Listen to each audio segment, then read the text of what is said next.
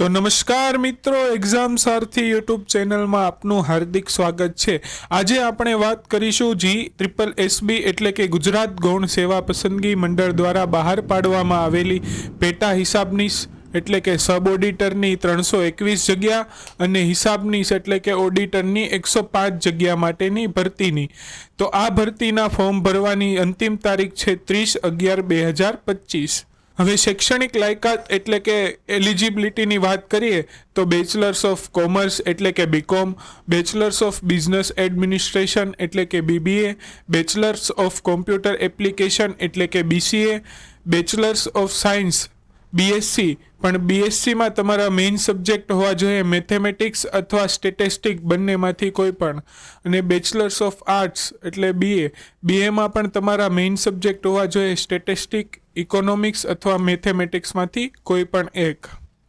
હવે પરીક્ષા ફીની વાત કરીએ તો પ્રિલિમ્સ પરીક્ષા માટે બિન અનામત વર્ગમાં 500 રૂપિયા ભરવાના રહેશે અને અનામત વર્ગ તમે કોઈ પણ કેટેગરીમાંથી બિલોંગ કરતા હો 400 રૂપિયા ભરવાના રહેશે।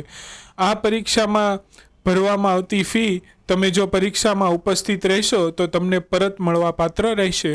હવે વય મર્યાદાની વાત કરીએ તો 20 વર્ષથી ઓછી નહીં અને 35 વર્ષથી વધુ નહીં, એટલે કે મિનિમમ 20 અને મેક્સિમમ 35 વર્ષ તમારી એજ હોવી જોઈએ।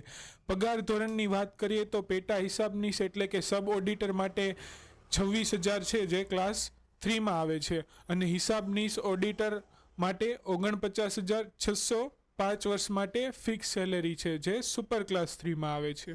તો મિત્રો, આ ફોર્મ તમે મોબાઈલ ફોન અથવા કમ્પ્યુટર બંને દ્વારા ભરી શકો છો। સૌપ્રથમ તમારે ગૂગલમાં આવી ઓજસ ટાઈપ કરવાનું રહેશે, એટલે સૌપ્રથમ તમને ઓનલાઈન જોબ એપ્લિકેશન સિસ્ટમ નામની વેબસાઇટ મળી જશે, તેના પર ક્લિક કરવાનું રહેશે। ત્યાં ક્લિક કર્યા બાદ આ પ્રકારનો ઇન્ટરફેસ ખુલી જશે, જેમાં તમે રજિસ્ટ્રેશન ન કર્યું હોય તો તમારે તેમાં રજિસ્ટ્રેશન કરવાનું રહેશે। જો તમે પ્રથમવાર આ ભરતા હો ફોર્મ તો તમારે રજિસ્ટ્રેશન થ્રુ કરવું પડશે, અથવા તમે પહેલાં ભરેલું હોય તો તમે ડાયરેક્ટ OTR દ્વારા પણ કરી શકો છો। તો આપણે પ્રોસેસ જોશું પહેલાં રજિસ્ટ્રેશનની। તો સૌપ્રથમ રજિસ્ટ્રેશનમાં આવી એપ્લાય કરવાનું રહેશે, ત્યારબાદ તમારે આઈ એગ્રી પર ક્લિક કરવાનું રહેશે।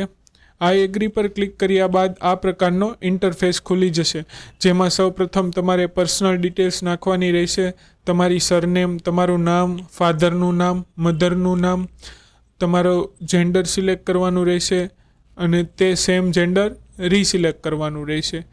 ત્યારબાદ તમારી ડેટ ઓફ બર્થ નાખવાની રહેશે। ત્યારબાદ તમારું મેરિટિયલ સ્ટેટસ એટલે કે તમે મેરિડ છો, અનમેરિડ છો કે ડિવોર્સ છો, સેપરેટ। ત્યારબાદ તમારી કેટેગરી સિલેક્ટ કરવાની રહેશે। ત્યારબાદનો પાર્ટ આવશે તે હશે તમારું પરમનન્ટ એડ્રેસ। પરમનન્ટ એક એડ્રેસનો ઓપ્શન હશે અને એક પ્રેઝન્ટ એડ્રેસનો હશે, તમે બંને સેમ પણ નાખી શકો છો। બંને નાખ્યા બાદ અન્ય માહિતીમાં આવશે શું તમે રમતગમતના વધારાના ગુણ મેળવવા લાયકાત ધરાવો છો, એટલે કે તમે સ્પોર્ટ્સ પર્સન છો।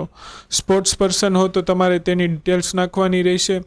તમે વિધવા હો તો તમારે તેના સર્ટિફિકેટ એડ કરવાનું રહેશે। એક્સ આર્મી હો તો તે પણ એડ કરી શકો છો, અને કરન્ટલી ગુજરાત ગવર્મેન્ટમાં એમ્પ્લોય હો તો તેની ડિટેલ્સ નાખવાની રહેશે। ત્યારબાદ લેંગ્વેજમાં 3 લેંગ્વેજ આપવામાં આવી છે, ઇંગ્લિશ, હિન્દી અને ગુજરાતી। ત્રણે તમે વાંચી શકો છો, સાંભળી શકો છો અને બોલી શકો છોમાં ટિક કરવાનું રહેશે તમારી સમજણ મુજબ, જે તમે બોલી અથવા વાંચી શકતા હો। ત્યારબાદ નીચે આવશે ફોટો અપલોડ કરવાનો। આ ફોટો તમે JPG ફોર્મેટમાં અપલોડ કરવાનો રહેશે, અને ત્યારબાદ આવશે સિગ્નેચર અપલોડ કરવાની। વ્હાઇટ પેપર પર બ્લુ અથવા બ્લેક પેન દ્વારા ક્લીન સિગ્નેચર કરી અપલોડ કરવાની રહેશે। ત્યારબાદ ડિક્લેરેશન આપવાનું રહેશે, એટલે કે યસ દબાવવાનું રહેશે, અને નીચે કેપ્ચા છે તે સેમ કેપ્ચા બાજુના બોક્સમાં એડ કરવાનું રહેશે। ત્યારબાદ તમે જે ઈમેલ આપેલું છે તે ઈમેલ ઉપર એક એપ્લિકેશન નંબર આવ્યો હશે, તે તમારે નોટ કરી લેવાનો છે અથવા તેનો સ્ક્રીનશોટ લઈ લેવાનો છે। ત્યારબાદ તે એપ્લિકેશન નંબર ઓનલાઈન એપ્લિકેશનમાં જઈ એપ્લાય પર ક્લિક કરવાનું રહેશે। ત્યારબાદ એડવર્ટાઇઝમેન્ટ સિલેક્ટ કરવાની રહેશે જે તે ડિપાર્ટમેન્ટની। તો તેમાં આપણે GSSB એટલે કે ગુજરાત ગૌણ સેવા પસંદગી મંડળ સિલેક્ટ કરશું। તે સિલેક્ટ કર્યા બાદ તમને એક જ એડવર્ટાઇઝમેન્ટ નંબર છે જે ઓડિટર અને સબ ઓડિટરનો છે, તો તમારે સાઈડમાં એપ્લાય પર ક્લિક કરવાનું રહેશે. એપ્લાય પર ક્લિક કરતાની સાથે જ માહિતી મળી જશે. એડવર્ટાઇઝમેન્ટ નંબર, પે સ્કેલ શું છે, કયો ડિપાર્ટમેન્ટ છે, તો એપ્લાય નાવ પર ક્લિક કરવાનું રહેશે. ત્યારબાદ તમારા ઈમેલ પર જે રજિસ્ટ્રેશન નંબર આવ્યો છે તે અહીં બોક્સમાં એડ કરવાનો રહેશે. ત્યારબાદ નીચે ડેટ ઓફ બર્થ નાખવાની રહેશે અને નીચે એપ્લાય વિથ OTR ઓપ્શન છે તેના પર ક્લિક કરવાનું રહેશે. ત્યારબાદ આ પ્રકારનો ઇન્ટરફેસ ખુલી જશે. જે તમે આગળ માહિતી નાખી છે તે ઉપર આવી જશે, અથવા તમે પહેલાં ફોર્મ ભરેલું હોય તો તે માહિતીમાં તમે ચેક કરી સુધારા વધારા કરવા હોય તો કરી શકો છો. ત્યારબાદ એજ્યુકેશનલ ડિટેલમાં તમારે તમારી બેચલર ડિગ્રી કઈ ફિલ્ડમાં છે તે એડ કરવાનું રહેશે. તમારા પર્સન્ટાઇલ, લાસ્ટ સીટ નંબર, ત્યારબાદ નીચે ડિક્લેરેશનમાં યસ આપવાનું રહેશે. ત્યારબાદ આ પ્રકારનું ઇન્ટરફેસ ખુલી જશે, જેમાં તમને તમારો એપ્લિકેશન નંબર, કન્ફર્મ અરજી નંબર આપવામાં આવશે. આ એપ્લિકેશન નંબર તમારે નોટ કરી લેવાનો છે અથવાનો સ્ક્રીનશોટ લઈ લેવાનો છે. ત્યારબાદ ફરી ઓનલાઈન એપ્લિકેશનમાં જઈ અને કન્ફર્મ પર ક્લિક કરવાનું છે અને આપણે અરજી કન્ફર્મ કરવાની છે. તો આગળ એપ્લિકેશન નંબર જે આવેલો હતો તે અહીં કોપી પેસ્ટ કરી દેવાનું છે. નીચે ડેટ ઓફ બર્થ અને નીચે કેપ્ચા એડ કરી ઓકે પર ક્લિક કરી દેવાનું છે. ત્યારબાદ તમારી ડિટેલ્સ આવી જશે. તમારો એપ્લિકેશન નંબર, તમારું નામ, માતાનું નામ, પિનકોડ બધું એકવાર ચેક કરી લેવાનું છે અને નીચે નોટિસ આપેલી છે કે ફી ફરજિયાત ભરવાની રહેશે, નકર તમારી અરજી રદ થશે. તો કન્ફર્મ એપ્લિકેશન પર ક્લિક કરવાનું રહેશે તમારે. ઓકે આપ્યા બાદ તમારો કન્ફર્મેશન નંબર આવી જશે. આ કન્ફર્મેશન નંબરનો પણ તમારે સ્ક્રીનશોટ લેવાનો છે અથવા સુરક્ષિત જગ્યાએ નોટ કરી લેવાનું છે.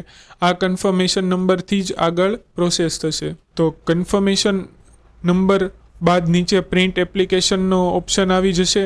તેના પર તમે ક્લિક કરી એપ્લિકેશન તમારી સેવ કરી લેવાની રહેશે અને ત્યાં જ નીચે પે ફીસ ઓનલાઈનનો ઓપ્શન પણ આવશે. તમે ત્યાંથી અથવા ઉપર ઓનલાઈન એપ્લિકેશનમાં જઈ પ્રિન્ટ એપ્લિકેશન પે ફીસ પર ક્લિક કરી તમારે જોબ સિલેક્ટ કરવાની રહેશે, પેટા હિસાબનીશ.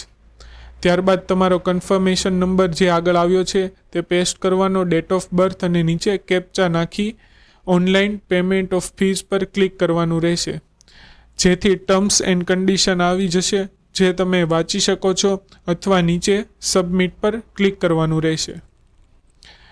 ત્યારબાદ તમને મલ્ટિપલ ઓપ્શન મળશે, debit card, net banking, UPI. તો તમે તમારી સગવડ મુજબ જે પણ ઓપ્શન તમને સારો લાગે તે ક્લિક કરી ફીસ પે કરી શકો છો.